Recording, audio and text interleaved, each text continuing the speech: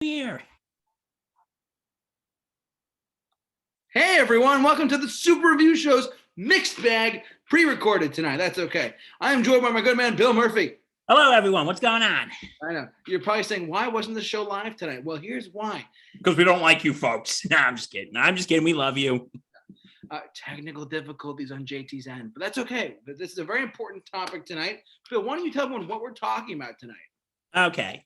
Well, as you all know, this Saturday is the 20-year anniversary of the 9/11 attacks. Mm-hmm. I can't believe it's been 20 years. Hard to believe. So today we're going to talk about media, music, movies, TV shows that were altered or that were affected by the 9/11 attacks.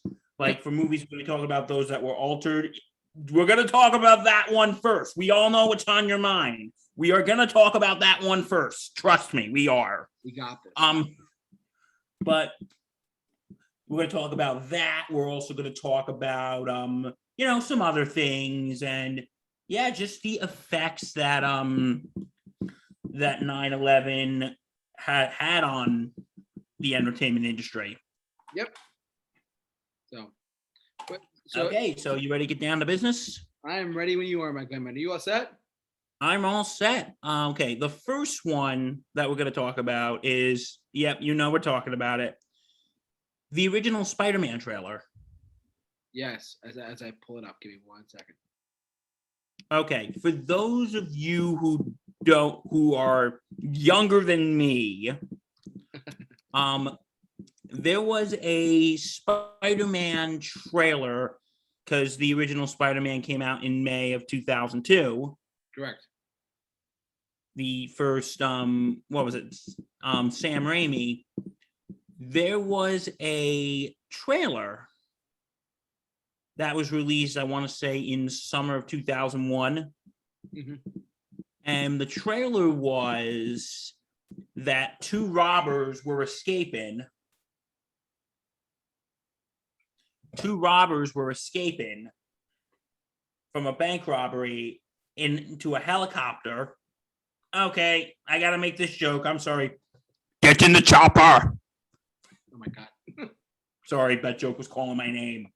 Anyway, so they go into the helicopter and then the helicopter gets stuck in a web between the two towers. Type in Spider-Man WTC.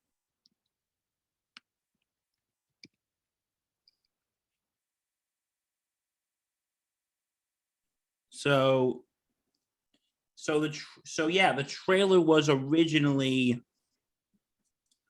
So yeah, put that up right there. So as you can see, after the attacks, they had to pull the trailer. Yeah, because they were in production of the movie in 2001, right? Yeah, they were in production. And also, click on that right there, the one with Spider-Man's head. As you can see, the Twin Towers are in his eyes, and that was actually in the first poster. Oh wow! That was actually in the first poster for Spider-Man. But then again, after the attacks, they had to scrap anything that had to do with the World Trade Center. Yeah, due to obvious reasons. Obvious reasons, of course. But that trailer, originally they said that trailer wasn't going to be in the movie. That scene wasn't going to be, they said, oh, that scene wasn't in the movie. But then years later, Sam Raimi came forward and said, yeah, that scene actually was going to be in the movie, but after 9/11, we had to get rid of it. Right. Yeah. And also, there was actually the big trademark of the Sam Raimi Spider-Man movies is of course, the American flag at the end. Yep, that was a big one. Yeah, because here's the thing. In post 9/11 world, all you had to do was put up a big-ass American flag and get the audience cheering. Yeah, that happened a lot, yeah. because and also there was that scene when the New Yorkers are fighting, when they're throwing shit at the Green Goblin, and hey, you mess with one of us, you mess with all of us. That was sort of like that attitude. That was sort of like that attitude in in post 9/11 America. Right. But yeah, so that was one of the things with that had to be changed during 9/11. Do you have any thoughts, JT? Or I mean, it makes sense that they did it right after the attacks happened. I mean, it makes total sense to me. Like, why would you want to keep something up that is no longer there? yeah, because here's the thing: you do have to there, because one of the and because there was also another film. Let me just pull it up. Right, let me just pull it up. Well, okay. Sorry, I'm a little all over the place right now. You're good. Okay, because there was an Arnold Schwarzenegger movie. I'm just trying to get the name of it. Okay, what was the name of it? I'm having a hard time finding this right now, folks. So bear with me. You're doing fine, bud. Don't worry. And I gotta say, on your points about the American flag, that's one of the original Sam Raimi Spider-Man films. Those were always like that always was a big thing. Like at the very end of the first Spider-Man movie, they were trying to. I mean, that's the last shot. I mean, the last shot of the movie is him, going twip, and he's leaves the American flag. I mean, and then in Spider-Man 2, it's the ending of that movie as well. Is him going off to save the day with firefighters and police officers in New York City, and he's going on the flag there too. And then in this movie, in Spider-Man 3, whatever you may think of it, there was that scene. I remember that scene very, very clearly. That he ran in front of the American flag to stop Sandman and Venom, which I thought, that was I remember sitting in the theater watching that scene because I said that was one of the first movies I ever saw in theaters. One of the first movies I ever saw. And I remember watching it. I'm like, oh my God, that was really cool. Despite the movie being okay, I thought that scene was great. So, Bill, you got it? Yeah, the film was actually it was a Arnold Schwarzenegger movie called Collateral Damage. Okay. Trust me, I haven't even heard of this thing until like recently when I started doing some research for it. For those of you who don't know, Collateral Damage was an Arnold Schwarzenegger movie because the opening scene included a terrorist attack. Okay. Included a terrorist attack, and the movie was actually supposed to come out on October 5th, 2001. Like not even a month after the attack. So because of the nature of it, they had to postpone it another 4 months, and it came out in February of 2002. Wow. Because like this was around the time where a lot of movies, anything having to do with terrorism, scrap it. That's right. That's very true. Like anything that had to do with terrorism, scrap it, because James Cameron wanted to do a sequel to the movie True Lies. Okay. That involved terrorism, but around this, he said, you know what, forget it. Because Hollywood was going a different direction around this time. We'll get to that in a minute. But some could have just made like a quick fix, like, the movie Zoolander. Yeah. That movie, which was released a couple weeks after the attacks, I think, there were scenes that they had the World Trade Center. They just digitally removed them. Okay. I didn't know that. Like some, it was just an easy fix. They just digitally removed them. Right. Okay.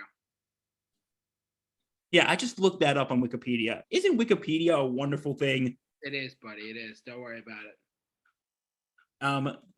Yeah, so like they had to So like at this point, yeah, Zoolander, yeah, they just digitally deleted the World Trade Center, and the towers were actually, for the 2016 Blu-ray release, they put the towers back in.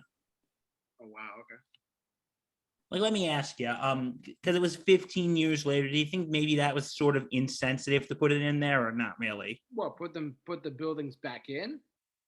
Yeah, for the film release.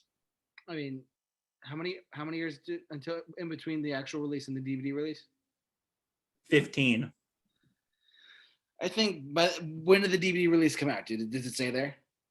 The 'Cause Blu-ray came out in 2016. no, but what, like, was it in September or no?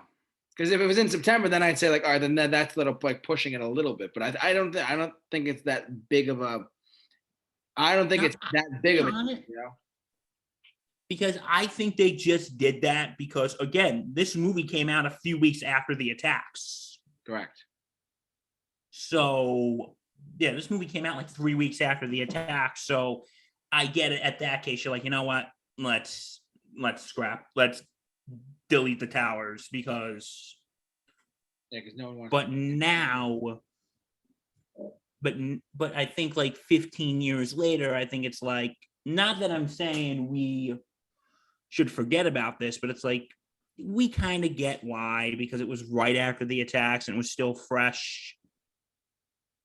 Yeah, I mean, So yeah, but so anyway, um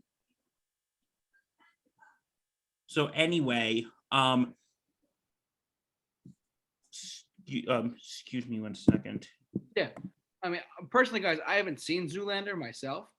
But I do know what they're talking about, though. I do know what Bill's talking about regarding the scene, though, and he raises some very valid points about like how the DVD release came out 15 years later. Is it possible that was it a good idea to put them back in? I mean, it's 15 years later. I mean, is the remnant still there? I mean, of course, but at the same time, was it necessary? I mean, it's like a hit or miss to me. It's like, is it a good idea? Is it a bad idea? I mean, I think it was an okay idea because like, but I feel like if you showed it in like a New York City cinema, people are like, oh my god, I remember that. Like 15 years later, because people would be like, oh my god. So that's just my opinion. But Bill, what else you gonna say? Anything else on Zoolander or no? No, I think I'm good. And I gotta tell you this. I got a lot of other things about movies because I literally was looking things up these past few days. Yeah. Remember, kids, always do your research. Yes. And don't worry, we have plenty. Always. Yeah, go ahead. I'm sorry. What? No, go on. What were you saying? I was gonna, besides movies, we also there's a couple movies I want to touch on as well. But also, let's not forget there are plenty of other forms of media and other performances and other things like that too that we are going to touch on later on in this broadcast. Yeah. So we're going to talk about everything tonight, folks. Yes. Yeah. We're going to talk about movies, TV shows. Yep. But there was. So, because a lot of movies were pushed back due to all this, like there was, like I told you, Collateral Damage, the movie Training Day, which was supposed to come out September 21st, 2001, came out 2 weeks later. Okay. Due to a variety of reasons. And here's something I knew about this. There was actually a Jackie Chan film called Nosebleed that was in production. There were rumors that Jackie Chan and them were supposed to film on the day of the attacks. That rumor has since been debunked. Mythbusters.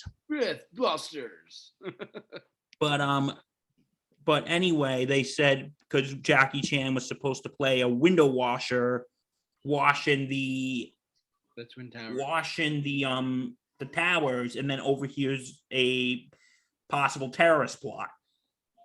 Yeah. So they said that this movie was scrapped long before the 9/11 attacks, but there were rumors that saying it got scrapped afterwards. Right, of course. because like I said, this was the time when everyone had to be super careful about what you put in movies. Of course.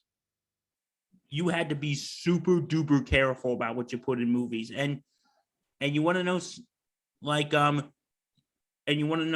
even movies that existed before this had to be altered. Like Like which one? Back to the Future had to remove anything that had to do with terrorists, I think. Oh, for real?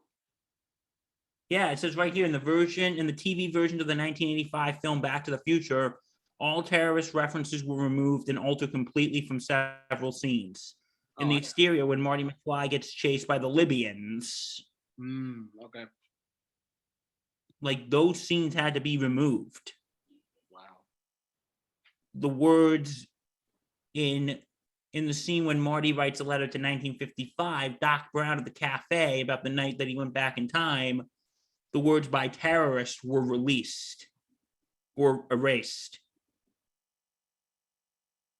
Like this was at the time when even the word terrorist was like stripped from the film. Because, and also I'm trying to find Armageddon. There was something in the movie Armageddon. Excuse me, give me a second. I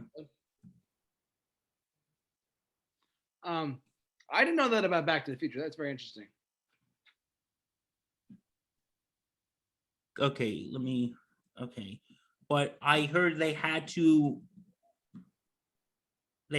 get, well, not get, they had to make some changes for the movie Armageddon. Like I'm trying to find like anything that having to do with terrorism or plane crashes, bombs, or anything, they had to get rid of it. Like this was like also because something 2 years prior, like the Columbine shooting, they had to get rid of anything that had to involve school shootings or anything. Right. Like this will come to a question I'll ask in a bit. And you know what movie even got altered? Which one? Get this, and I didn't know this till a few days ago.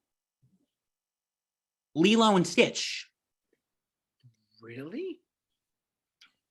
There was a scene when it was either Stitch or one of the aliens was flying something that looked like a plane, but after 9/11, they changed it to a spaceship. Wow. Yeah, so even like references of planes and stuff had to be. I had no idea. That's fascinating to me that even a Disney animated film would do that. Oh, absolutely. And not even just that, like there was a movie that came out another, whilst we're on the topic of Disney, there was with the movie Monsters Inc. What about Monsters Inc? Monsters Inc. actually, there was a scene with a building exploding. Really? With a building exploding, but because of 9/11, they had to take it out. That is crazy. Again, like I said, even things that slightly resembled the attacks, they had to scrap. Oh my God. Because, like I said, this was a time when you had to be careful about what you put on TV or put on screens, because I think the paranoia was merited because it was like straight out of the attacks. Right. I mean, yeah. Because it was straight out of the attacks. So, yeah, but all these little things had to be changed. That's cool. And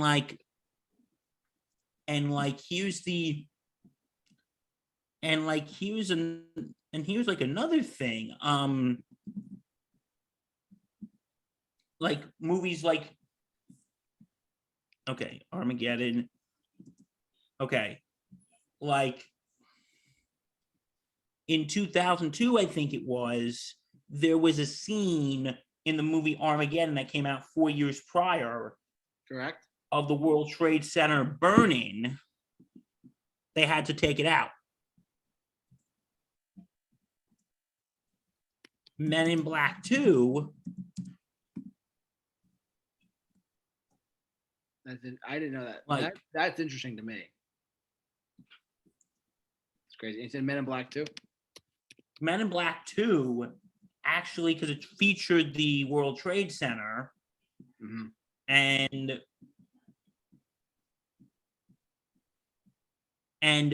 it was the final fight was supposed to be at the World Trade Center,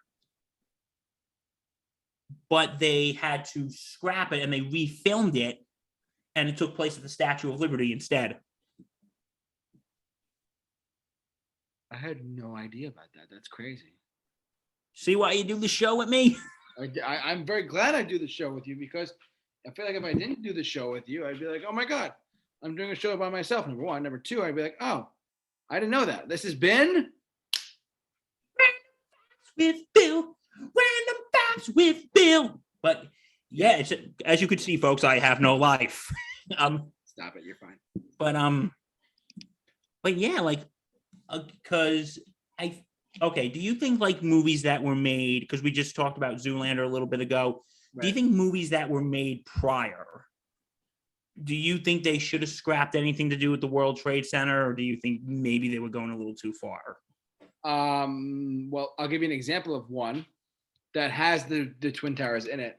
Ghostbusters, there's a scene when they're going over the GW Bridge. Okay. The first one, the first Ghostbusters, they have this. And the second one, too, they have the shot of the Twin Towers as well. Well, they never edited them out. They never, and I've watched those films God knows how many times, but I've never, ever seen them, like, ever edit them out of the movie. Like, if I do like Ghostbusters, Twin Towers, like these films, like this, people forget that, like, during the movie, like with the scene where this scene right here, where for those who are listening won't be able to see it, but you know the scene I'm talking about, where the Ecto-1 is going over the GW Bridge, the Brooklyn Bridge, where they're talking about Gozer and all that stuff. The Twin Towers right in the background, and they never edited out of the movie. So does that tell you something? Did like Ghostbusters 2 or 1, prove that you can just leave stuff alone? Well, also, but here's why I don't think they did, and I'm curious where Ghostbusters Afterlife is going to go. Ghostbusters 3 is coming out soon, and it doesn't take place in New York City. Will they touch on the fact? Will they mention stuff like this? I don't know. Probably not, because it's so far past that date. It's like 20 years later since then, and it's been over 30 years since the last film. So, do I think Ghostbusters 3 is going to have the mention of it? Probably not. Do I think that? I don't know. It's an interesting concept for me. The fact that the movie never got rid of the shot of it. You know what I mean? Like the shot of them going over the bridge is still there. The Twin Towers in the second one are still there. I mean, it's an older movie, of course, but at the same time, this goes back to show it also made the 80s, well before any of this happened too. So I'm just saying that's an interesting thought right there. What do you think about that, Bill? About what? How they never re-edited the Twin Towers out? Like how you're telling me that certain other films were edited, and there are certain films that were edited because of the attacks, whereas these films came out before they were attacked. And Back to the Future, same thing. But Back to the Future, I'm surprised. And you said they cut those scenes out after 2001, or no? I think that was only for like the TV version. So. Oh, okay, that's one thing, because I watch it now on AMC and I'm like, that's fine now. It still has those scenes in it, but that's fine. Because I think I think like with just that in general, like I can see them doing it after the attack, like fresh after the attack, so it's still fresh in everyone's mind. Yeah, but like, so I can see why they removed scenes with the towers, and that's interesting. Like I've never really caught the Twin Towers, and when I watched Ghostbusters, it's not a prominent part of the movie. It's there if you watch like the one scene of it, but it's not like, you know what I mean? It's not like it's prominently there. You know what I mean? So Yeah. it's not like it's a big part of the movie. It's not like the Dakota is like next to it, you know. But that's just like I observed over time. It's like, why didn't they ever like you? Because you just reminded me they're cutting stuff out of these other films. Why didn't they do it for this one? And I think that's the reason why. And they just because the movies are so old, and they just left them the way they were. Because I mean that's the way I look at it. But you know, the things that wander my brain. No, I agree. Yeah. Yeah, that's a really weird thing. What's your like what were some of the movies you wanted to talk about? Like were they those that had changes or were they like those that were actually based on 9/11? There were like some after the fact stories. Like I'll explain. Like where is Okay, what do you got? there's a film that I wanted to talk about. I did not see the movie, but I did hear about it when I've seen like a good chunk of it, but I haven't seen the end in Extremely Loud and Incredibly Close. yeah, that's like it's about like I believe Tom Hanks is in it, if I'm not mistaken. Yeah, Tom Hanks is in it. Sandra Bullock is in it. Max von Sydow, a good, pretty good cast too. It's about based on a 2005 novel. I have not read the novel, nor have I seen the movie, but I just want to bring it up, Bill. What do you think about this? It bombed at the box. The budget was 40 million. It made 55 million worldwide. So Well, I've seen. I haven't like sat down and watched the whole thing, but I have seen a good chunk of it. yeah, From what I see, it's about a boy whose dad used to like leave like scavenger hunts for him, okay, and like his father was killed in the 9/11 attacks. right, So he like goes on like this little scavenger hunt of what would of what was there of I thought it was actually I thought it was an actually interesting film. Like, for instance, because there was talk about the kid actually, because I think in the novel they said the kid had autism or had Asperger's or something. right. But I think in the movie it's not even mentioned. Oh wow, they just skipped over that information completely. What was that? They skipped over that information completely then in the movie. Yeah. Okay. But yeah, I think that's interesting, seeing the perspective of someone who lost a parent in 9/11. Yeah, I mean, I remember the coming attractions for it too. I remember the trailer for it. I was like, oh my god, it's another movie about this. But I didn't know I didn't know it was based on a book too, which was very interesting to me. So Yeah, it's based on a book. Yeah, and but yeah, so that's one. You got another one? Because I got another one that was made after 9/11. well, I got you go first. It's a movie called, it's right over there, Reign Over Me. I see. We'll talk about that too. Yeah, go ahead. This is a movie about okay. Don Cheadle meets up with his old college roommate, Charlie, played by Adam Sandler. Mm-hmm. This is a movie that I'll admit, and I know this is supposed to be on 9/11 and not Adam Sandler, but this is like one of the few. This is the movie where Adam Sandler can play straight and he can be serious. And thank you for telling me that because I don't mean to cut you off, but let's just I love that Adam Sandler. The one Adam Sandler I cannot stand is watching him be a complete goofball. I hate that Adam Sandler so much. I mean, he's very funny, but when he gets serious, I like him when he gets serious. I like 90s funny Adam Sandler, not 2000s funny Adam Sandler. I'm on the same boat. But anyway, Reign Over Me, Adam Sandler plays Don Cheadle's college roommate who lost his wife and his daughters in the 9/11 attacks. Oh my God. And this is like years later. He's just down on his luck. He's just hit a deep depression. And, him and Cheadle are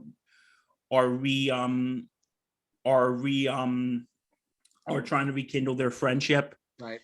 And this movie, like, here's what I would say. It's not technically about 9/11. Right. It's kind of like a fan fiction almost, if you will. It's more about what happened afterwards. Right. When it's part of the plot, but it's not the plot. And, it's just, there's this scene when he's telling Don Cheadle about about how his wife and daughters left to go to a wedding and say they wanted to go to Disney, but I said, no, we didn't want to have them miss too many days of school. And I was going to meet them out there in Florida. And he's just breaking down. And there is another scene when he thinks he has nothing to live for at this point. He gets a gun, goes out in the middle of the road, goes, put your hands up, because he's hoping the cops are going to come and kill him. Right. So, yeah. To, suicide by police. Right. And then he's going into a hearing when they're basically determining whether he needs psychiatric care or not. Okay. Whether he needs psychiatric care. And during this scene, his father-in-law, his deceased wife's father, is testifying. And basically, yeah, Charlie just completely went crazy after my granddaughters died. And he's like, I'm not making fun of him. But he's sitting in the chair and he's going, okay, the name of the song is Rain Over Me, in reference to the Who song. I see. Okay. We'll make it rain. And like, he's like talking about, and he's just going on about, oh, my granddaughters, they were so adorable. And like some woman gives Adam Sandler headphones with that song playing. And he goes, rain on me. And he's just breaking down in tears when he's hearing his father-in-law talk about his wife and daughters, and they're removing him from the courtroom. And then there's a scene when Don Cheadle, the in-laws, are talking to the judge, and like the guy who wants Charlie put in a nut house goes, but Your Honor, he's a danger. He goes, shut up, please. He goes, shut up. He goes, okay, I'm shutting up. Okay, it's a subtle little funny. He goes, okay, I'm shutting up. Mm-hmm. And then he goes, listen, this is not a matter of the state. This is a family matter. He may need psychiatric help. He may. But yeah, all I got to say is this movie it's really good. And like I said, seeing Adam Sandler play straight is actually, I would actually say all the Adam Sandler movies, I would probably put this in my top 5. Really? Out of all the ones he's ever done? Yeah. I'll tell you my other ones another day, but that's fine. This one was, you can just, because, usually when we see Adam Sandler, we think, oh my God. Yeah, he's, he can play serious. He can play straight. He just picks the dumbest roles. Yeah. We're not talking about Happy Madison Adam Sandler. No, we're talking about like Rain Over Me Adam Sandler, or Rain Over Me, like this one, and also Uncut Gems. It has nothing to do with this, but he is good in that movie too. Go check that out. But yeah, I would highly recommend this movie. And I think, again, it's not about 9/11, but it's right. Does it feature the Who song Love Rain Over Me? Just wondering. It's played during the end credits. Oh, that's great. I love to hear it. Just wondering. It's played during the end credits. Okay, what else do you got? That was really all I had as far as movies that I could think of personally, other than documentaries that there's 102 minutes to change America. There's certain documentaries that are going to be on this Saturday night who are going to be like, oh my God, because one of my favorite ones to watch. This sounds really stupid, one of my favorite ones, but one of the ones I like to watch personally is on the History Channel every September 11th, especially by this year. They're especially going to have it. Is actual footage from the moment the first plane hit, and it's frightening to watch. They air it really late at night too, so you have to stay up for it. But it's kind of scary to watch. So they have literally, it's called 102 Minutes That Changed America. It's the footage collected over TV cameras, cell phones at the time, broadcast, and literally from the first plane attack to when the last tower falls. It's just a footage of that day. It's very scary if you're under the age of 12. or maybe 14. It's very frightening because it's reality. It's what happened, and it's a very sad thing to see and watch because people recorded on their phones. There's people jumping off the building and stuff like that, and it's very dark. Yeah. But I enjoy watching just to like understand and remember. Like I mean, I was very young then, but like remembering that day, I was like, oh my god, it's frightening to watch and to think that something like that could happen. So, Yeah. that's one of my favorite documentaries to watch personally. And then the ones about the stupid ones that I don't like personally, Bill. I'd love to get one of your opinions on this. Is the ones like how they actually have like there's like all these conspiracy theories of like, oh, there were bombs placed under the building. Like, fucking grow up. Oh, the whole 9/11 truth movement. Yeah, like fucking. For part of my French, everyone, but fucking grow up. So that's my thing. Like, like there's conspiracies of everything. Like, there's also the movie, what's it called? Fahrenheit 9/11, which was directed by Michael Moore. Right, that's it right here. I haven't seen the whole thing, but it is okay, I'll be honest, I'm not the biggest Michael Moore fan. He's okay. I'm not a fan of him either. To me, he's hit and miss. Sometimes when he's good, but when he's not good, he's not good. Because it also talks about 9/11 and also the buildup of the Iraq War that happened 2 years later. Yep. Like, there was I get what you're saying about the conspiracy theories and all that. Yeah. Because this was also around the time the 9/11 Commission report was coming out, and right. They also South Park, which we'll talk about in a little bit, because they 9/11 the hell out of it, and because they did a whole episode about 9/11 trutherism. But yeah, I get what you're saying. But also with documentaries, there is one that is really kind of hard to find right now. And I highly recommend everybody check this out. Since I am a big sports guy. Of course. By the way, check out my podcast. The Sports Standing Podcast. Check on out. We are on platforms. There's actually a documentary. It's called 9 Innings from Ground Zero. 9 innings. I'll look for it. Go ahead. Go. Why don't you talk about it for a little bit? Okay, 9 Innings from Ground Zero. It's about how basically baseball built us out of 9/11. Like how the one of the things they talk about was the Yankees, right? Yeah, of course the Yankees, but also the first big baseball game that they played in 9/11 was actually after 9/11 was a Met game. Okay. And there was and that was when Mike Piazza hit a home run in like the 8th inning. And shout out to my good friend Mark Halpern, aka Old Ops Guy. He was at that game. Wow. And he said the place went nuts because that was one of the, everyone knows I'm a big Yankee fan, but we needed that. And then the Yankees, of course, going to the World Series. Even though the Yankees lost that World Series, I still look on that fondly because that was a time when New York needed the Yankees. Yep, no doubt.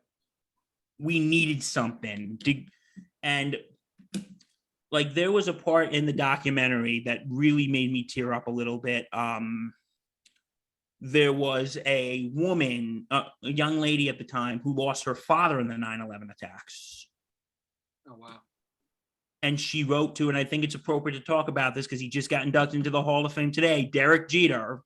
Yeah, big Derek Jeter. Love that guy.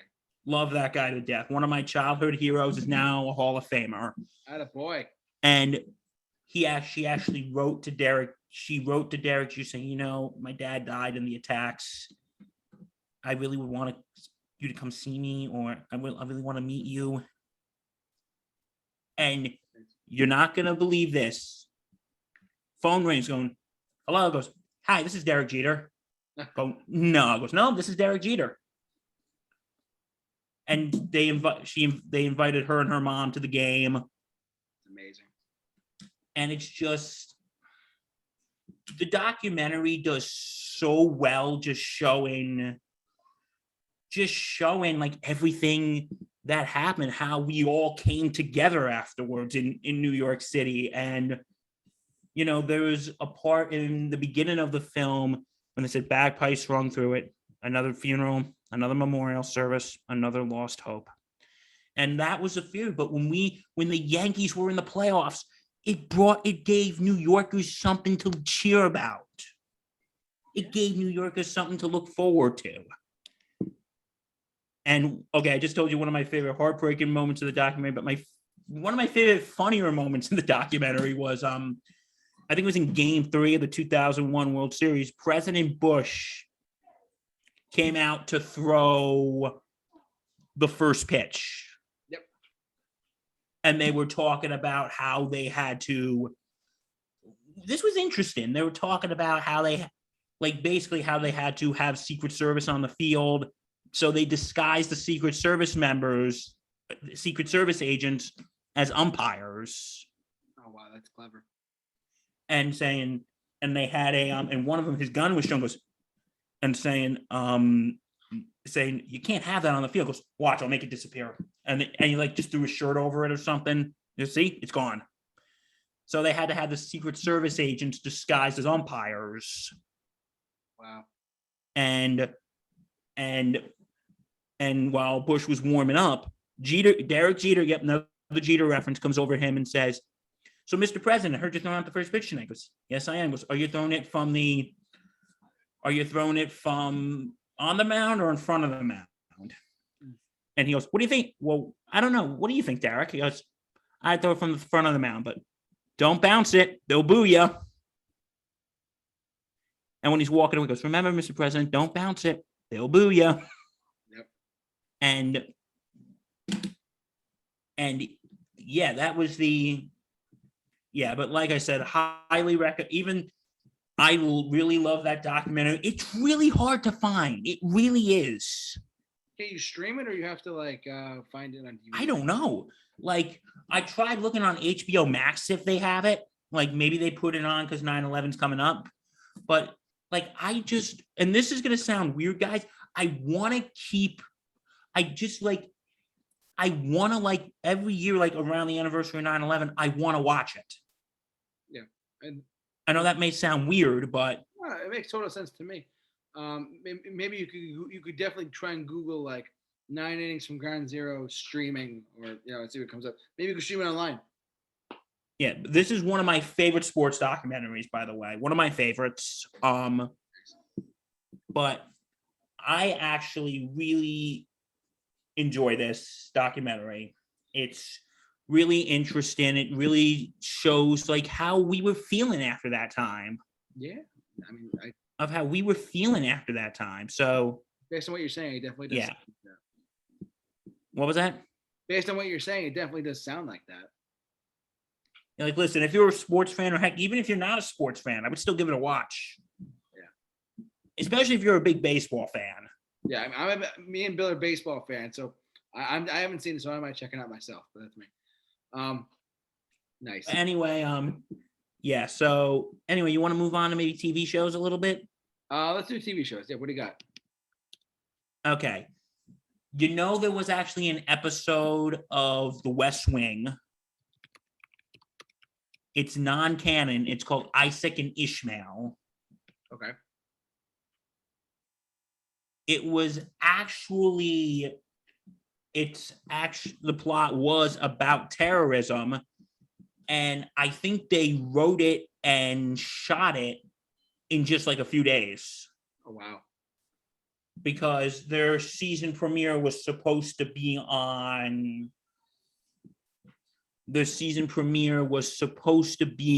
September 25th, 2 weeks after the attacks, but they pushed it back a week. If you ever watch this episode, and this episode is non-canon, so there's not exactly stuff that's it's not a part of the main series. You know what I mean? Yeah, it's an outside story in that. Yeah. because there's actually an intro of all the cast members going, "Good evening. I know you were looking forward to the season premiere tonight, but unfortunately, that's not going to happen.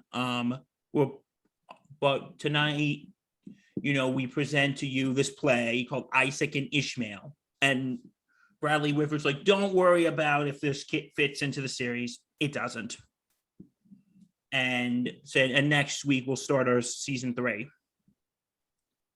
Okay. But yeah, but you know what I think is interesting? Because some shows and movies were trying to steer away from terrorism. We're trying to steer away from any references of terrorism. Right. While shows like The West Wing were talking about it.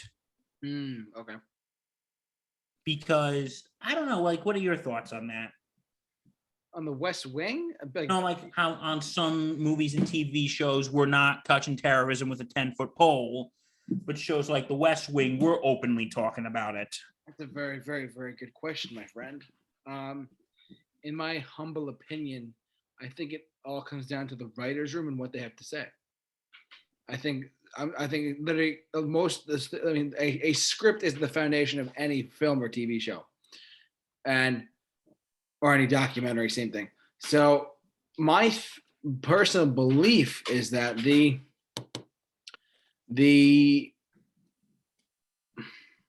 writers of the shows and the writers of movies post 9/11 were very obviously shook because like this happened. How could this happen? All the sadness and all the awfulness that happened afterwards. It's very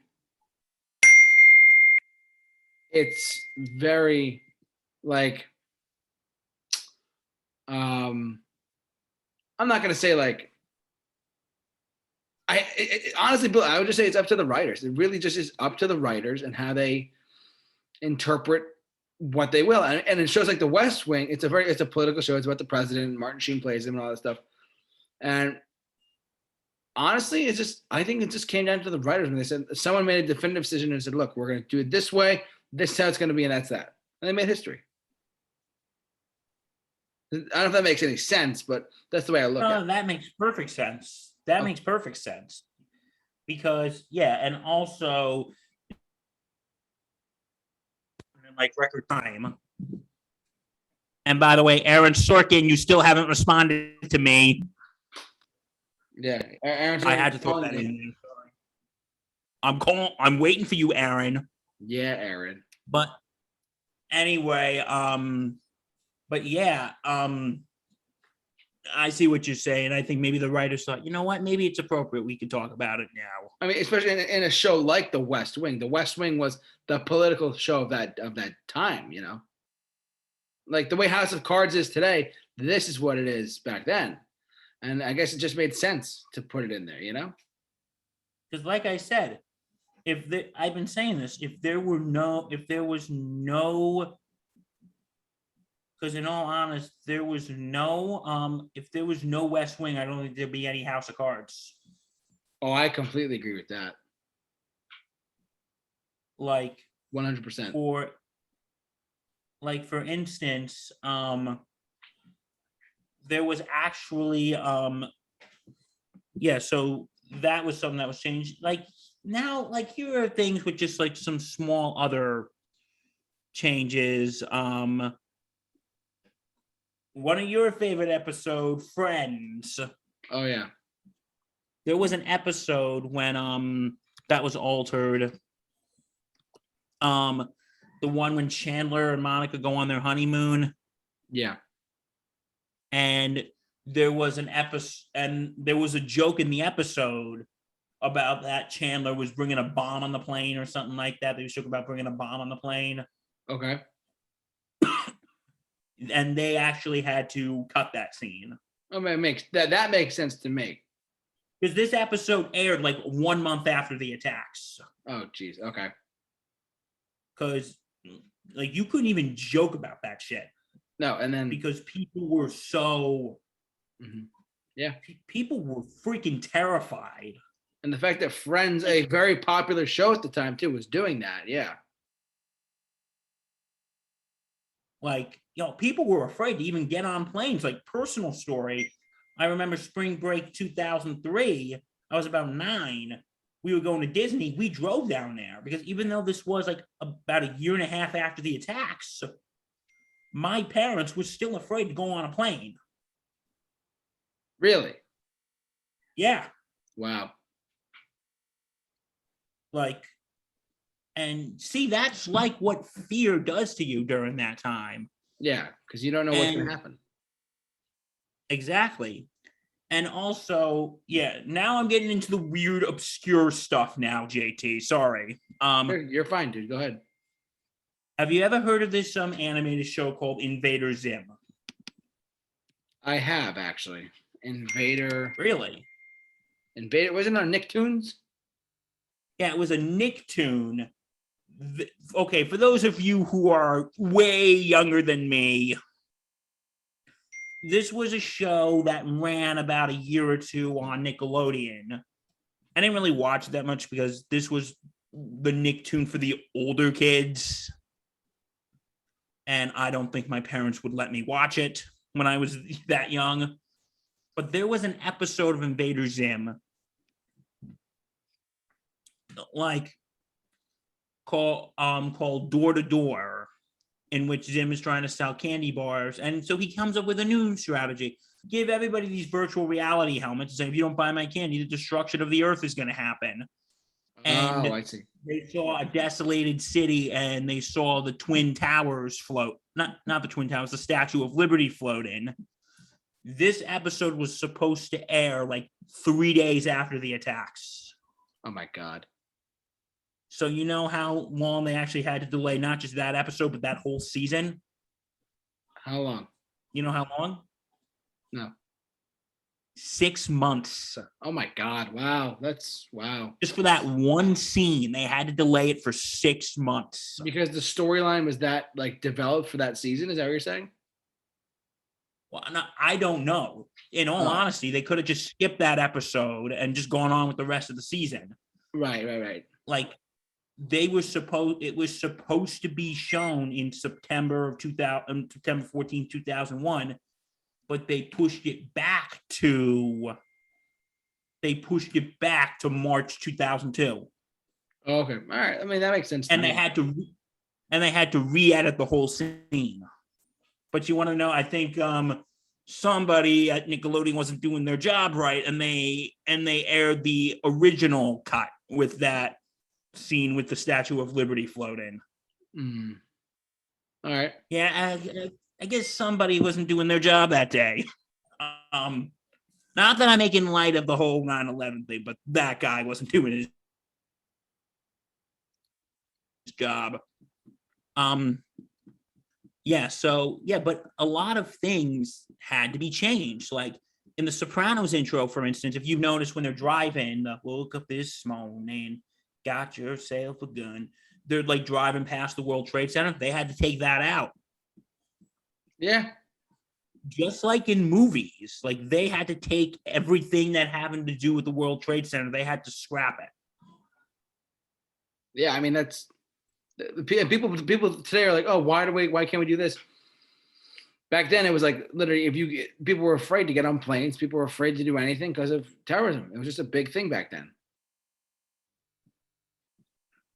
And it's like people had to remove, like, for instance, I was actually just talking about this with a friend of mine the other day. Home Alone 2. There is a scene that Kevin's at the observation deck. Right. Is at the observation deck of the World Trade Center.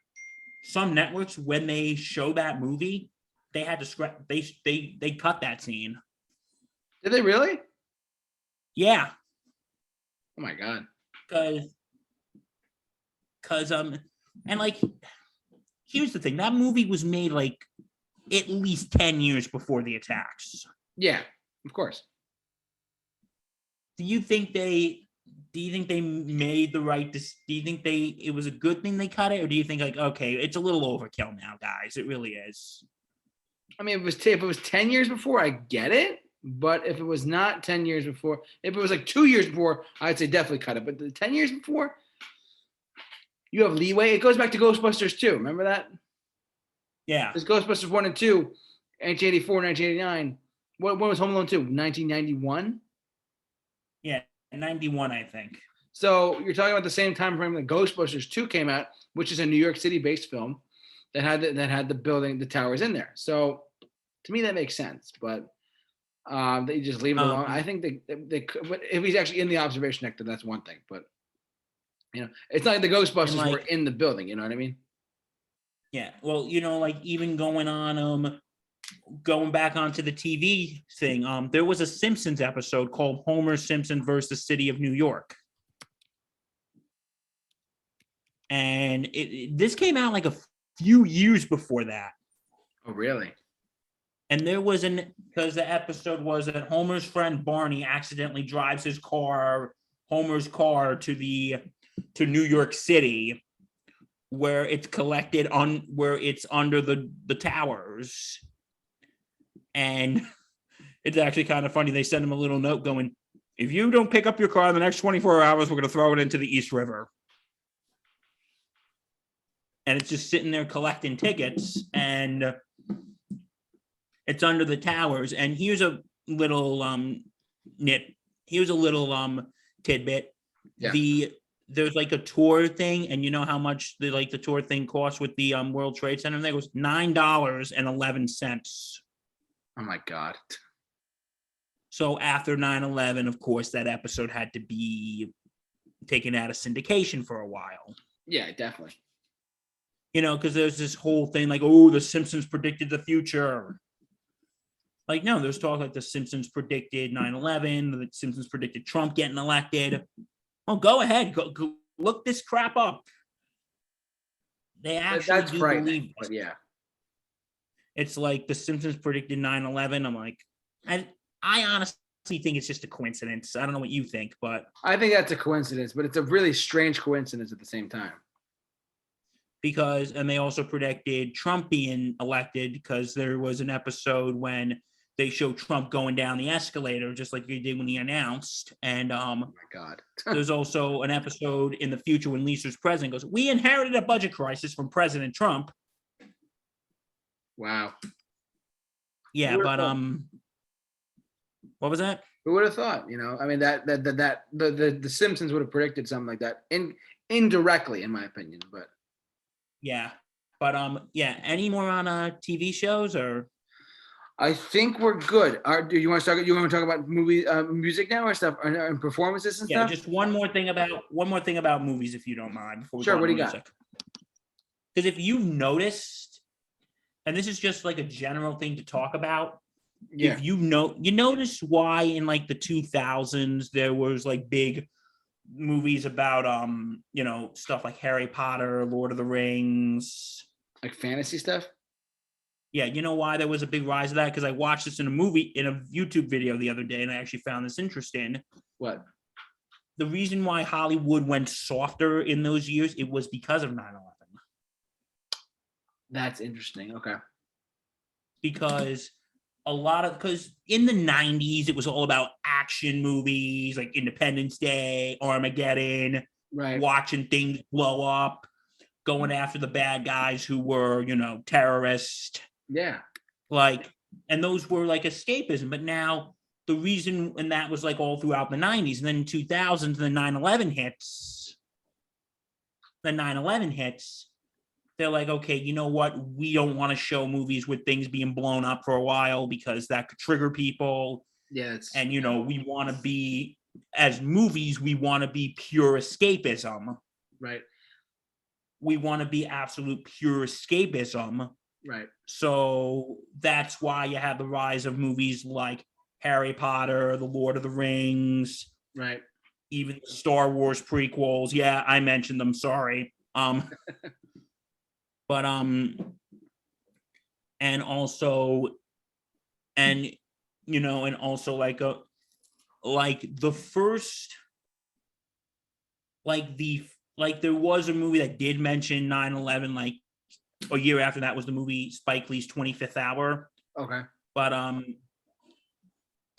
a lot of studios weren't making movies about 9/11 until like 2006. Yeah, because it was like 5 or 6 years later. for the movie World Trade Center, Yeah. which I haven't really watched, but Yeah. I heard a lot of people found that movie kind of dull. Yeah. Well, I mean, But and there were like TV movies being made before that. yeah. But the thing was, like, mainly with Hollywood from about 2002 to like 2005, 2006, they tried to stay away from like big budget explosions and Yeah.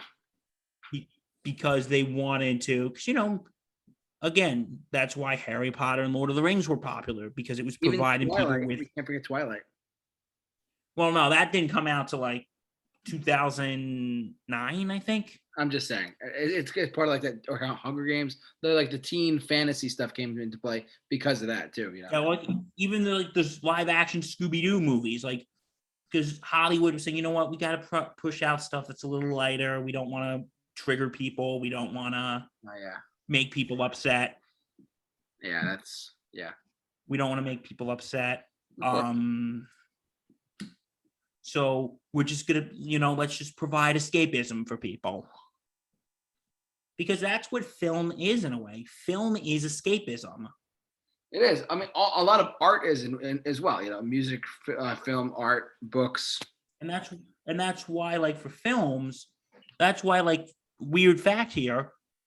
That's why during the Great Depression, the film business was like one of the only few businesses that was actually doing well. That's right. Because people were going to the movies to escape all their problems. Right. And and I actually didn't know that about like why movies like Harry Potter and Lord of the Rings were really popular in the 2000s.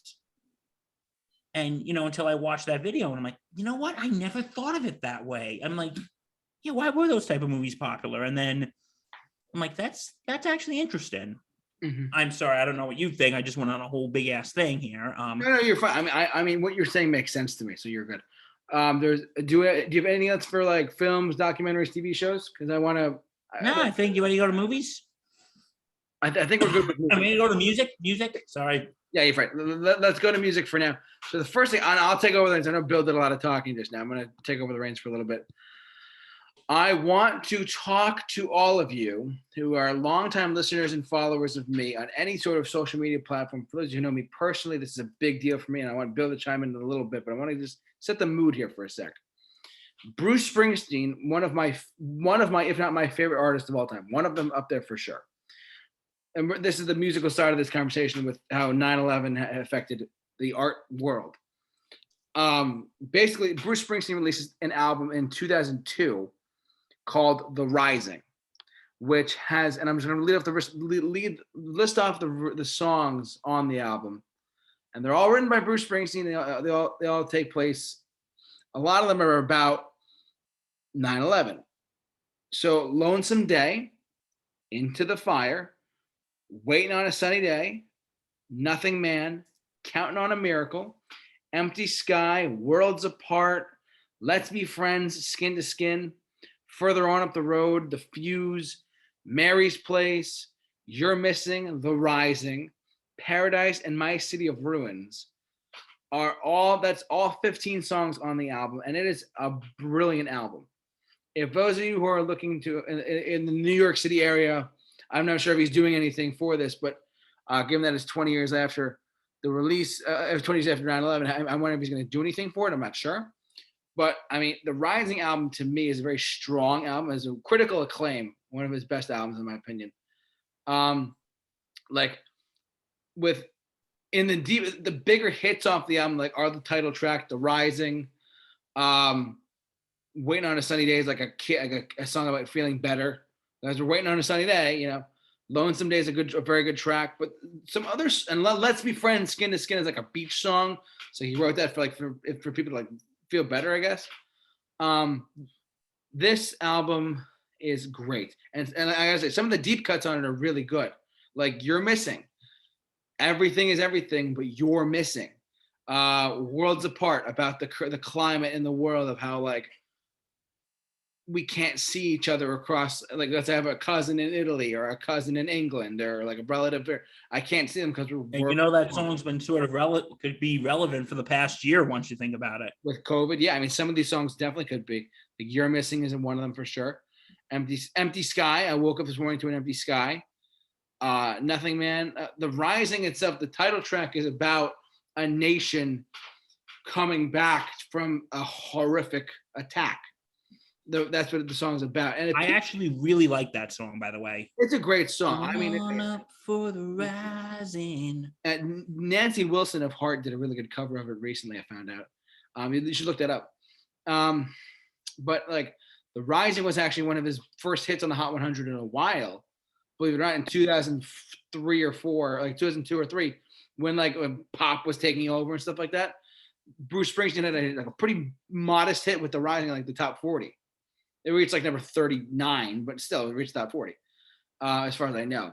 And it's a song about getting better. And in fact, just for a bit, you're old enough. You're older than me, yes. Sorry, I need to remind you again. But do you remember Barack Obama's presidential inauguration?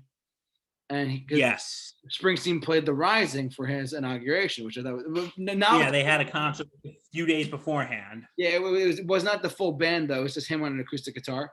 Yeah, him, and there was like a choir there too. Yeah, and that video is on YouTube. You can go look that up, of course. Because him and Obama are really good buddies too. So, and then they're doing stuff together now. They're doing a podcast together, as far as I know. Yeah, which is great. My City of Ruins. I want to touch on that song really quick, and then I'll jump into other stuff in a sec too. My City of Ruins is exactly what it sounds like. It closes out the record. It's a 5-minute song. It's about literally his city, because he grew up in New York. He was in New Jersey, but he lived in New York for a while, whatever. And in ruins. And it's a very powerful song. It's like there's a lot of choirs in it. There's a lot of gospel in it. But it's a very beautiful written song. This album, from start to finish, if you're looking for anything else to do and to celebrate or in remembrance of 9/11, I recommend listening to Bruce Springsteen's The Rising album from this from 2002. I really do recommend it. He fantastic songs on it. So some of the ones he still plays today, which is great. Bill, what do you got? I just want to say for the song "My City of Ruins," I actually heard it was written before 9/11. It was correct. You're right. It was actually not about New York City. It was actually about Asbury Park. Oh yeah, you're right. That was my mistake. Yes, that's correct. But the song then became associated with 9/11. And he always introduces it, goes, "This is a prayer for our fallen brothers and sisters."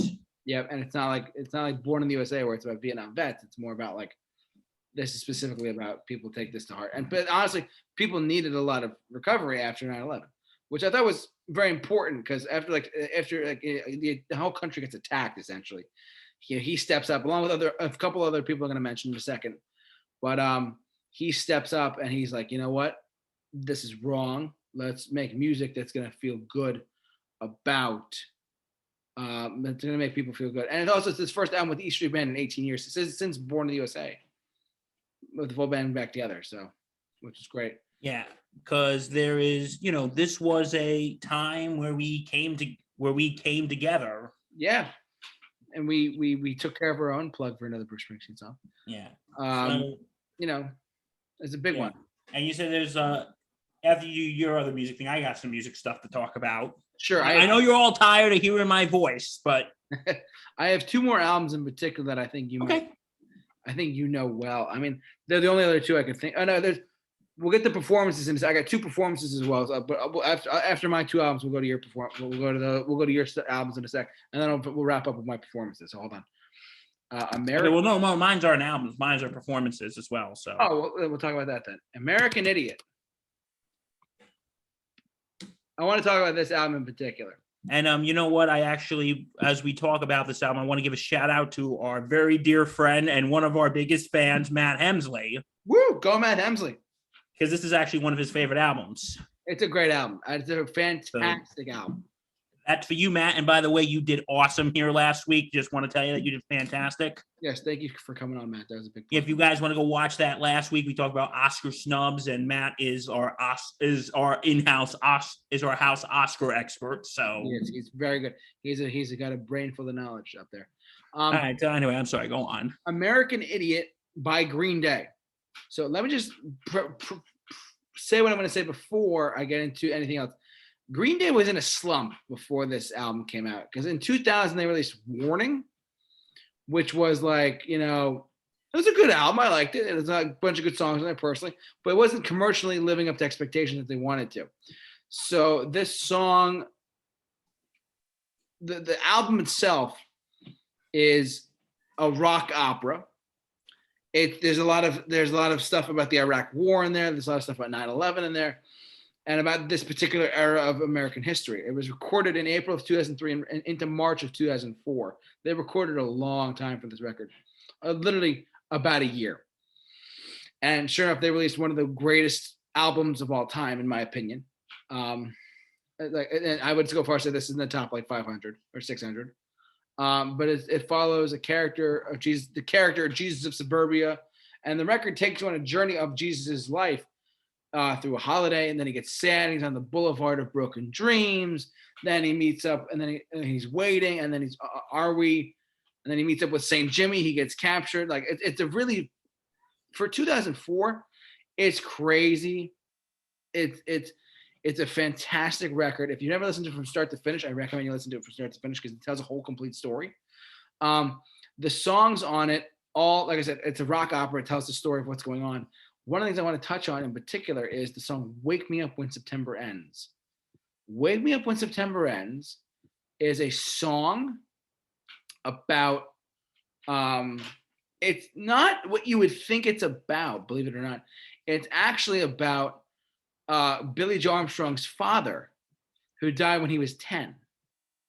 I don't know if you knew this, but like I did, and a lot of people think that song is about 9/11, but it isn't. It's not, which is very ironic in a weird sense, that this album and this song, this big hit for them, huge hit for them, came out in 2004, which was Wake Me Up When September Ends, which is something Billy Joe Armstrong, as far as I know, he said his dad had just died, and he said, "Mom, wake me up when September ends." And he held on to that for a very long time and wrote a song about it. That song has nothing to do with the story of the album, but like the city and how life is like, and how people are enraged with George Bush, like, kill all the that don't agree, you know what I mean? Like, it's very, very political. Yeah, this song was like about. Like, this song was about like the anger after 9/11 and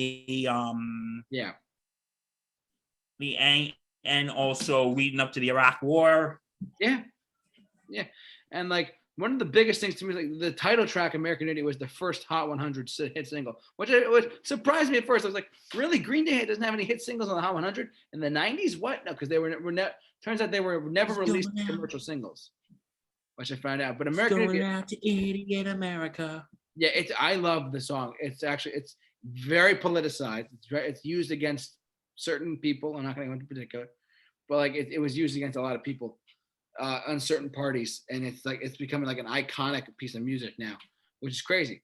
Like what was I don't want to be an American Idiot.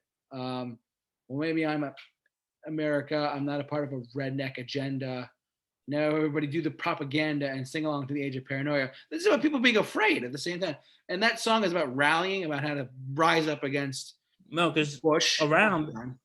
Because okay, when he said rallying against Bush, I just want to say, folks, we're not like saying whether we agreed or not after the days that happened with the Bush administration. We're not a political show. We're simply saying what the song is about. Exactly. We're telling you what the song is about. We're not trying to favoritism over political parties. We don't do that here. This is a political free show. Yeah. Well, we talk about if it has to do with our topic, but right. Like anyway, but because this song, I think that song captured the paranoia after, in those years following 9/11. Yeah, that's very true. And a lot of people found comfort with Wake Me Up When September Ends and stuff like that. But And you know what? It's like, because I remember my 8th grade history teacher saying, that song's about 9/11, Wake Me Up When September Ends. And then years later when I went, no, it's about Billy Joe Armstrong's father dying. And it's like we adopted that song as a song about 9/11. correct, but it's not the actual case. Like how some people adopted Born in the USA. Oh yeah, right. Oh God, we can go on for hours about that. But anyway, yeah, but that was because I think that song was more like post 9/11, because I would say like right after 9/11, it was all about America, rah, rah, rah. And you know what? I'm going to be honest with you, and this might cause people to rise up against me and may form an angry mob outside the house. This has nothing to do with Green Day, JT, so I'm sorry if I'm jumping around here. You're good. But you know what song that became big after 9/11 that just has really gotten on my nerves in recent years? What is it? God Bless the USA. Yeah, that was a bit. We could talk about that in a little bit, but that's definitely one that's like, yeah. So, let's not even talk about that, to be honest with you. Yeah, but I'll just say, okay, you know what? I'm going to be honest. I don't hate the song. I don't hate it. No, neither do I. It's just overplayed, because growing up in post 9/11 America, like in the days following that attack, that song was everywhere. I don't remember that because I'm younger than you, but yeah. That song was played on every radio station. It was everywhere.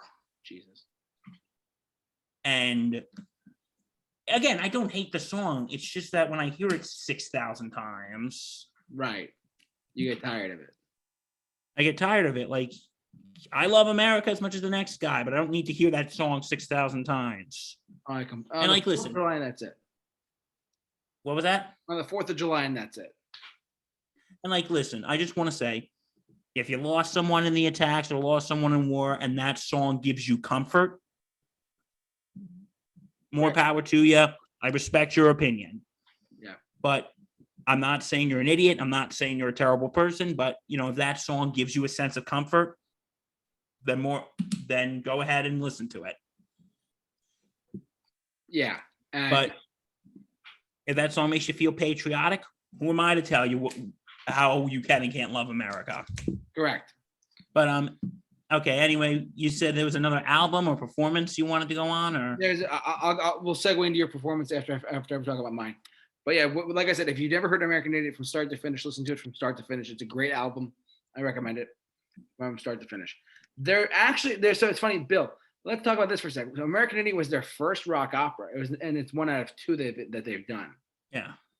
Green Day released 21st Century Breakdown in 2009. Now, hear me out. You're probably saying, JT, why are you saying, 2009, 21st Century Breakdown, blah, blah. The title track, 21st Century Breakdown, there's a line that says, video games and the towers fall, Homeland Security could kill us all. Oh. So, like, it's in this title track here. It's in the title track, 21st Century Breakdown. It's a great track. I love the song to death. I love this album to death. It's a fantastic record. But this song talks about, and like there's stuff like there's references to other songs that are like, I never made it as a working class hero. There's another song on there. There's last one's Born and the first one's To Run. There's a lot of other references in this song itself. But this album in particular, and it's still like, they're like, the album itself, 21st Century Breakdown, kind of gets overlooked, in my opinion, to its older brother, American Idiot, in my opinion. It's like the younger sibling that says, oh, why can't you be like your older brother, American Idiot? They're much more successful. Yeah, but this album is like, and this album's longer. This album, 21st Century Breakdown, like American Idiot's like an hour. This is an hour and 10 minutes. And it's broken into 3 different acts, too. Like, and it's what the album is. Before going into any further detail, it is about post 9/11 America, but it's a snapshot of where they were in time, which I love it. That's why I love it. There's a lot of references to religion. There's a lot of references to terrorism. There's a lot of references to women, of rights. It's a very politicized record, but it's a very good record at the same time. And here's what I'm going to say with this: this album is underlooked compared to American Idiot, because like everyone's like, oh, American Idiot, Holiday, Boulevard of Broken Dreams, Wake Me Up. No, this album is really good. It's like equivalent to American Idiot, and it just gets overlooked because American Idiot was so big. But I gotta say, this song, the title track, 21st Century Breakdown, it was about this song. So the album itself is like literally a snapshot of post 9/11 America. It's about guns. It's about terrorism. It's about all this other stuff regarding life after 9/11. And this is like a perfect, because none of them was 2001. This came out in 2009. And this album, to me, perfectly, not to rip off what I'm reading right in front of me, but it says, Armstrong described the album as a snapshot of the era we live in now, as we try to question and try to make sense of the selfish manipulation going on around us, whether it's the government, religion, media, or any kind of authority. So, and the singles Know Your Enemy and 21 Guns are a big example of that. But I wanted to touch on this because they do mention the towers falling in the very first title track, because it sets up the record from there on out. And Green Day, look, you can hate Green Day. You can hate on them all you want, but their creativity as far as like creating incredible albums go, I don't understand why this didn't get the record, the light. It won Best Rock Album of the Year, but it's a brilliant record from start to finish too. I recommend, and I'm going off on my tangent, but like this album from start to finish, if you've never heard the album from start to finish, 21st Century Breakdown, get on it now. It's that good. And it literally takes place in 2008, right as the transition of presidents happens and like all this other stuff like government, religion, media, depression, anxiety, 9/11. There's a ton of stuff in this record, and I recommend you check it out. Bill, have you heard of 21st Century Breakdown? I know the song Know Your Enemy. Okay. When I saw them, they played that, but and 21 Guns too. 21 Guns. Yeah, it's a very politicized record. Green Day is just a very politicized band. Well, their earlier stuff's not like their stuff like Up to Warning is not that politicized at all. It's just kind of like dumb fun music. But like once they got to American Idiot, they're like we've matured. We're a grown-up band. We've done our best. We're gonna do whatever we can to make ourselves feel even better and be a better band. And they've done that since 2004. So hey, listen, before we get to our other things and we wrap up, it's a long show, but you know what, guys, we have a lot to talk about, and you know what, that's a good thing sometimes. Yeah. I'm glad we touched on this too. Well, go ahead, Bill. Okay, there's just one thing, and then we'll get back to the performances we're going to talk about, because I'll be honest, I think we kind of have to talk about this because if we didn't, I'd have to hear it from Matt Hemsley. No offense to Matt Hemsley, we love you, buddy, we really do, but because after 9/11, Clear Channel, which is now iHeart, actually released a memorandum to not play these songs after 9/11. Why don't you list them off? Go ahead. Okay, there's 165 of them. List off like 5. Okay, you know what? I'll do the songs that we know. How does that sound? Good. Yeah, make them whatever you want. AC/DC's Dirty Deeds Done Dirt Cheap. Okay. Hell's Bells. Yep. Okay, you tell me if you could see it or not being inappropriate. Ready? Highway to Hell. Yep. Safe in New York City. Yeah. Shoot to Thrill. These are all AC/DC songs? Not all of them on the list. Okay.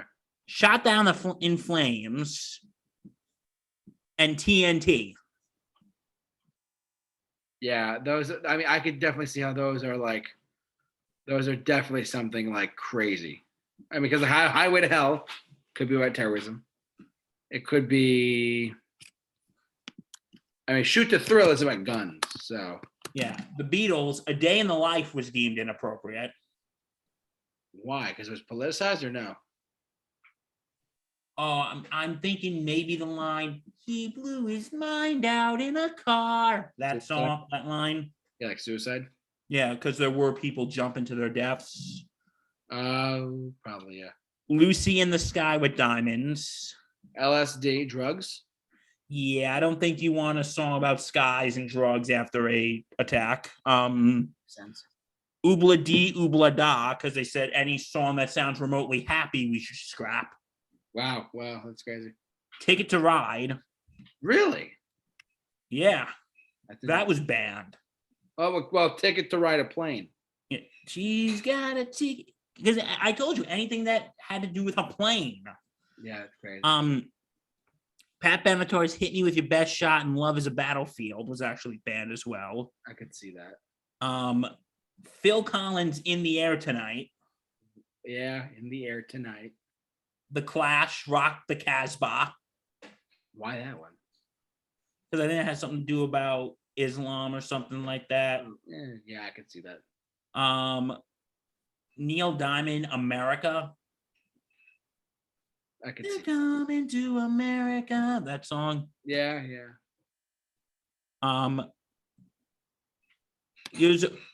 Okay, this I could see why. I mean, this is my favorite Billy Joel song.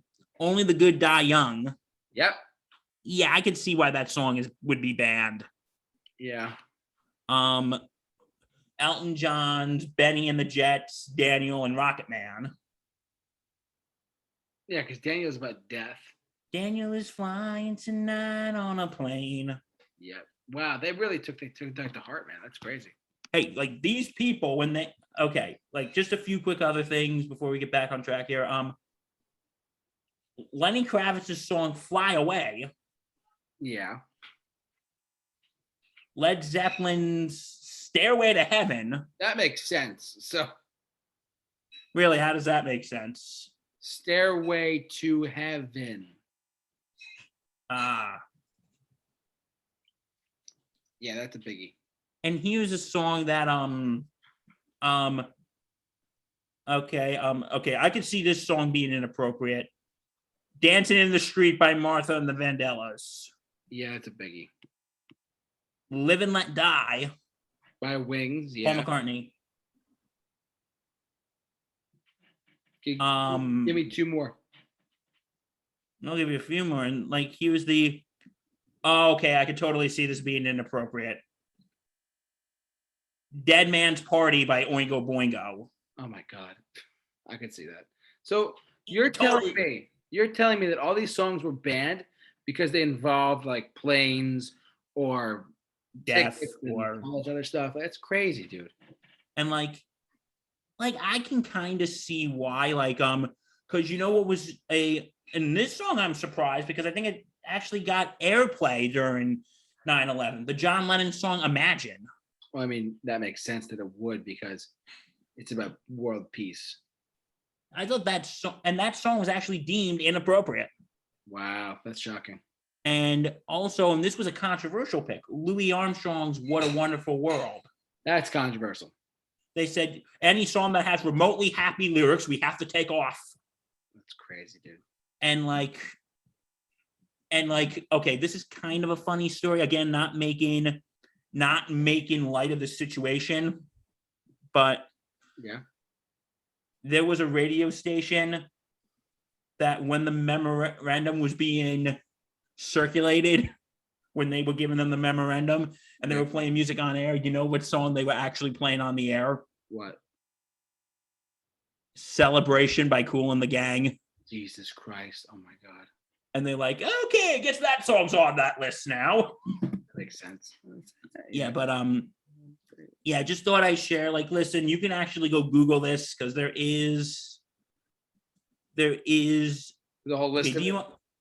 Yeah, like, oh, here's 3 Bruce Springsteen songs before we move on. "I'm Going Down." Yep. "I'm on Fire." Yep. And "War." You didn't write "War," but I definitely understand that. Yeah. Yeah. Can you see why these songs were this song I'm actually kind of a little I'm a little confused of why it was on the list. Which one?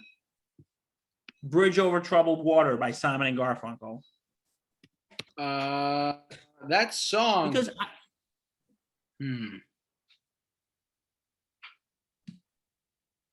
it was their biggest hit too. It was the number one hit too. no, because I heard that that song brought people comfort after 9/11. It's very peaceful too. So That song brought people some comfort. yeah, I don't understand why they would like. I don't know why that song would be. I don't know why that song would be deemed inappropriate.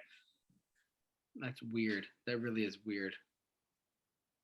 Because you know what? Because I'll just go off on this before we go back on track. Here is because a lot of people today, people complain about cancel culture. Like, I don't really see that as cancel culture.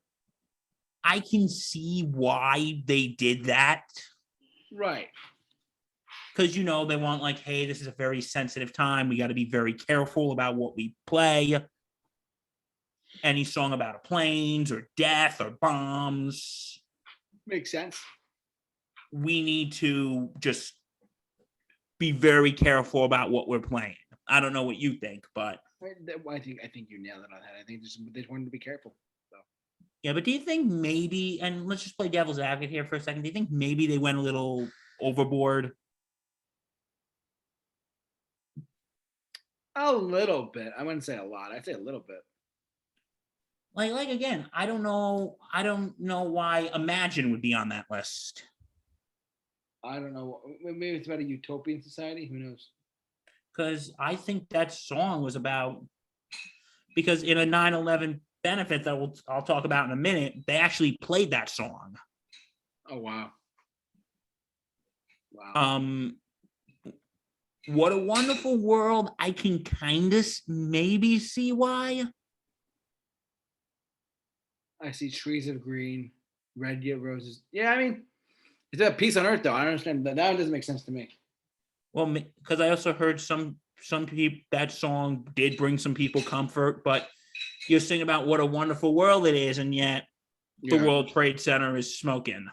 Right. Yeah. So. Oh, okay. I'm sorry. That's very insensitive. But what just happened? The events of what just happened.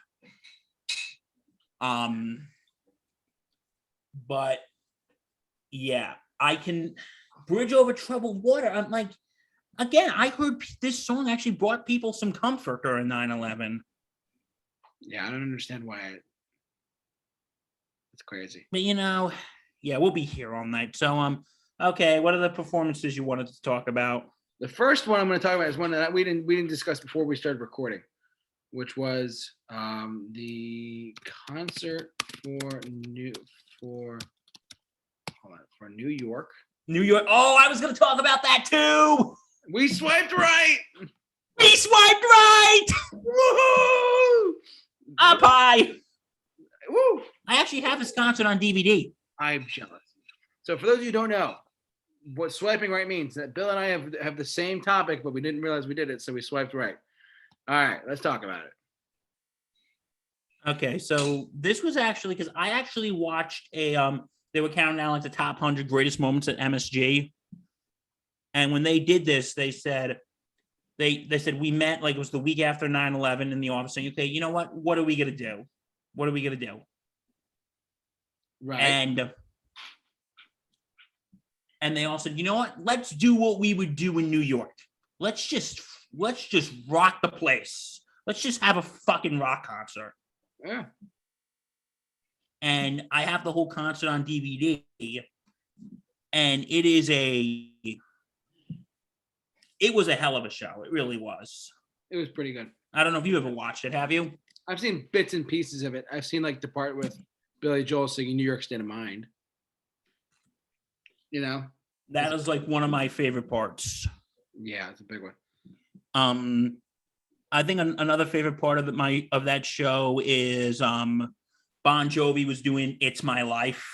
And he was wearing his cowboy hat. Oh wow! And like during the song, like it was like during the last chorus, he took off the hat and gave it to like a cop or a fireman or something. Yeah. And this cop gave him his cop hat, and he put it on.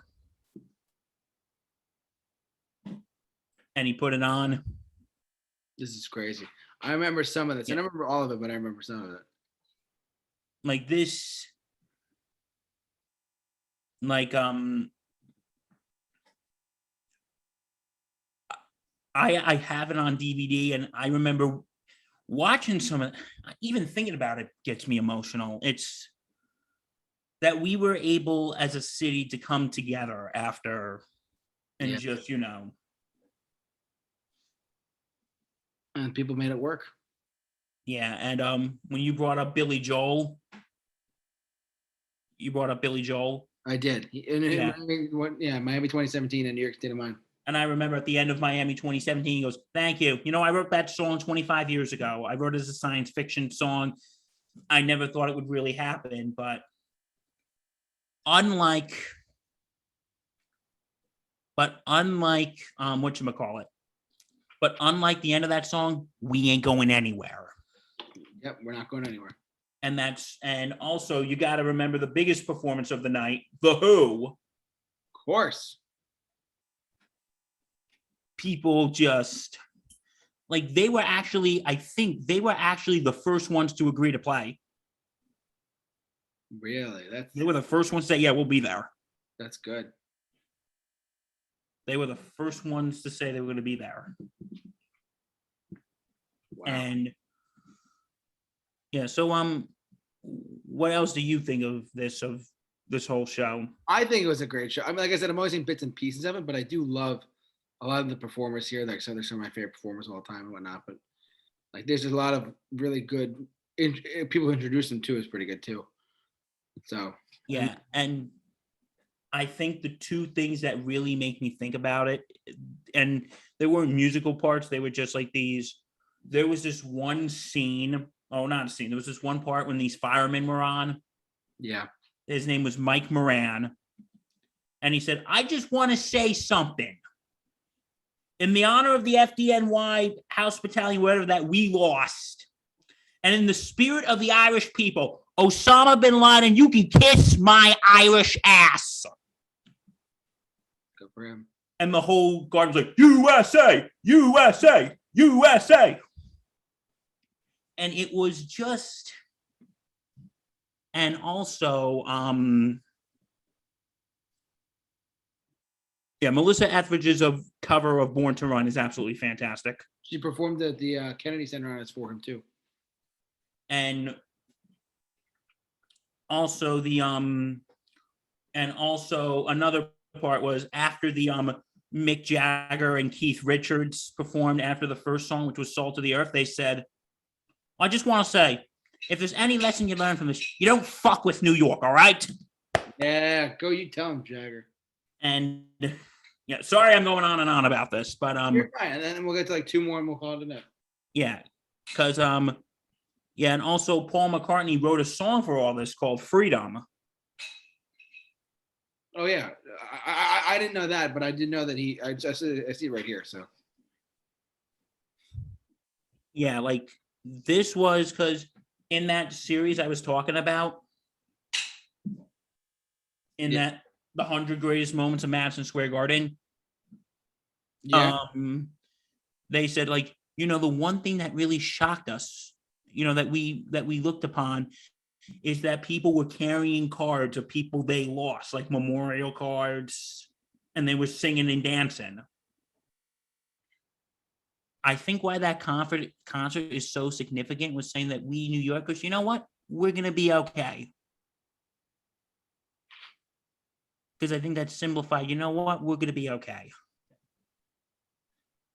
It's a long road ahead, but we'll be fine. But we'll come back. Exactly, because you're New York tough, everyone. New York strong, New York tough, and it's like, yeah, this is a great concert. I actually have the whole thing on DVD. I'm jealous. I want to see it now. View party at my house. Viewing party at Bill's house. Bet. He actually organized this whole thing too. Yeah, I was reading that too. That Paul McCartney did the whole thing. Hey, he's the man for doing this. But yeah, Concert for New York City. There's also another 9/11 benefit I want to touch on really briefly, and that was this actually it took place like right after the attacks, like a month before this. Oh, really? It was a telethon called America Tribute to Heroes. Okay. That one was kind of more somber. I'm looking at it now. It just looks like it. It looked like Concert for New York City, I would describe as, hey, we're recovering. It's a long road ahead, but we can do this. While this one was really it just took place like 2 weeks after, or a week and a half after, and the tone was much more somber. Wow. Like, Neil Young, John Lennon's Imagine that I was just talking about. Yeah. And you had them, cover some songs too. People covering songs. Crazy. A lot of good stuff. And I remember when Billy Joel did New York State of Mind on this one. Yeah. He actually had a deceased fire captain's helmet on his piano. That's performance. Okay. While he was playing. All right. Yeah, this is the performance I've seen that. I haven't seen the other one yet. But yeah, this was a really look, Bridge Over Troubled Water, John Lennon's Imagine. Those songs were being played in 9/11 benefits, and yet they were deemed inappropriate. That's weird. I don't know. This is some things about that are weird to me. How they like,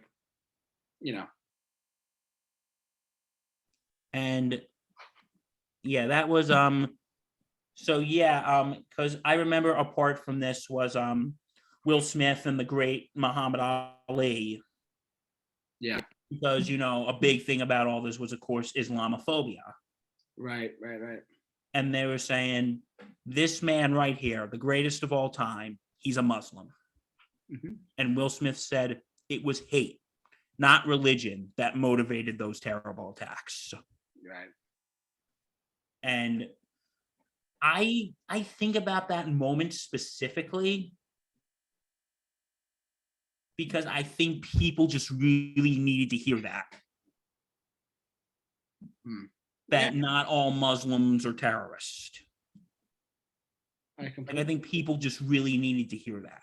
And this is one of the, like I said, it is a lot of the soundtrack is really good.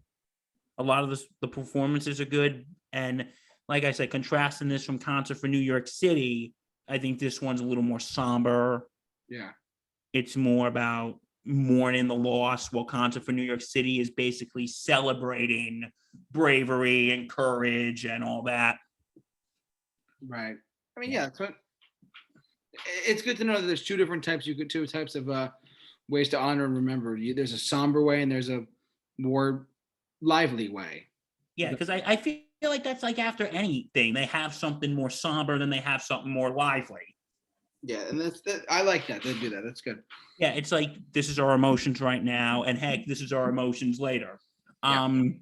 I got one more thing for us to talk about. If you okay, ready to go. And what is that, my friend? The Super Bowl halftime show. Oh, yes. Where, and I'm going to show pictures. I'm not going to play the video, but I'll show pictures of it. And for those of you who don't know, when U2 performed at the Super Bowl that year, first off, it was right after 9/11 because it was like January of that year.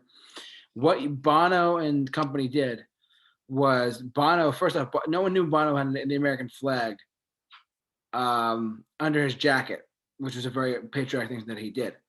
But what they did was, for those of you who are listening to us, you won't be able to see this, but if you Google photos of the U2's Super Bowl halftime show following 9/11, or if you watched it live back then, 20 years ago, hard to believe,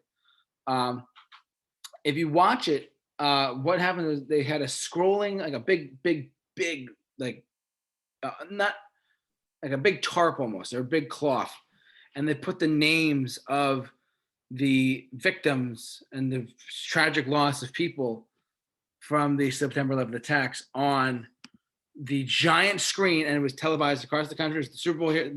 It was Super Bowl that year. You know, it was a good game and all that stuff. But the halftime show is regarded as one of the best halftime shows we've ever had, if not the best. I mean, Bill. What more can you say about this than just like? Back when I did my Super Bowl pregame show for that podcast I promoted, when we did top halftime shows, that was my number 2. Yeah, you told me that earlier today. Yeah, this is like, and also what I gotta say is also because a few days after the, because it's like a few days after the concert for New York City, U2 was actually the first concert at Madison Square Garden after 9/11, not counting the concert for New York City. I didn't know that. That's interesting. After 9/11. And because I also watched this thing on the NFL Network about this show, about the halftime show. And because originally Janet Jackson was supposed to be the halftime show for that year. Uh-huh. But after 9/11, they said, you know what, Janet, we're going to have to give you a rain check. We need to find something a little more appropriate. Because, Right. you don't want to this was like 5 months after the attack. You didn't want to pick something too boisterous, but you didn't want to pick something too somber. So it's like, hey, you know what? U2, we think that's perfectly appropriate. And that's why they actually picked U2 for the halftime show. Yeah, and I think they did a great job. You can hate on U2 all you want. They still put on one of the best halftime shows ever. Because I think that show was perfect in the mood. It was because U2's music isn't too depressing, but it's not too. No, it's very alive. Yeah. None of it is. And I think we needed to show we are alive. Yeah, definitely. And yeah. Wow, we went on almost 2 hours about 9/11. That's crazy, dude. But yeah, overall, guys, this is just some of the things we wanted to shed light on this week for our Super Bowl halftime, for our 9/11 awareness, and we wanted to just make sure that you guys are well aware. Yeah, go ahead, Bill. I just want to say, JT and I are both lifelong New Yorkers, yep. And we just want to say 20 years later, we still never forgot. Mm-hmm. And we were both very young at the time, but I also want to say this. This weekend, the Yankees are playing the Mets. Where? In Citi Field. Oh, wow. Okay. And I could not think of anything more appropriate than the two New York teams playing each other on 9/11. Yeah. Like, it's not just an observance of those we lost that day, but I think it's also a symbol of how far we New Yorkers have come. Yep. From 9/11, when the towers went down, from what else? From Superstorm Sandy, from what we've been going on with this last year and a half with COVID. It shows when we New Yorkers come together, nothing can stop us. You're damn right. And I think on Saturday and I want to use this word very lightly, at Citi Field, I think it's a celebration of New York, that when we come together, there's nothing we can't do. Because now you're in New York. What was that? Because now you're in New York. Sorry, I didn't bring up the Jay-Z reference from Empire State of Mind, but that's me. Sorry. And hey, who knows? They might play that at the game on Saturday. Who knows? That would be I don't know. Like, I'm sure for like the 9/11 observance, they're gonna have it more somber. Yeah. But I'm sure when they bring up, hey, nothing can stop us, then I think it's going to be a little more lively. So, yeah. We are New York strong, New York tough. That's how we do it. That's how we do it. Okay, guys. Sorry we went on for a long time about a very serious topic, but Bill, you're totally fine. I want to thank Bill Murphy for joining me as always. Always a pleasure, my friend. I support his podcast, Sports Sanity Podcast. Check him out. And don't forget to check out our new project, which, you know what? If you don't mind, I'm going to just slightly plug it right now. Starting tomorrow, it's going to be the official start of the NFL season. So we are going to be having a Thursday night pregame in which yours truly will be hosting. Nice. That's going to be every Thursday night for the Thursday night game. We also have a Sunday morning game. Okay, the Thursday night pregame, the title of it is a work in progress right now. But the Sunday show is called Sunday Sideline Report. It's going to be hosted by my really good buddy, Mike Rifkin. And there's going to be we're going to have different panelists on every week. So tomorrow it's going to start about 7 and Sunday is going to start about 10. So please, it's going to be here on YouTube live. So check it out. And check out the Sports Insanity podcast on all platforms. He's the best. No doubt about it. Yeah. Thank you so much, everyone, watching this. Again, sorry we couldn't do it live. We pre-recorded tonight. Hopefully you guys enjoyed it. And never forget, we are New York strong. We will see you guys next week with a more fun topic than being all. We promise. We promise. Thank you, everyone, for watching and listening. You guys are great. We'll see you guys next week.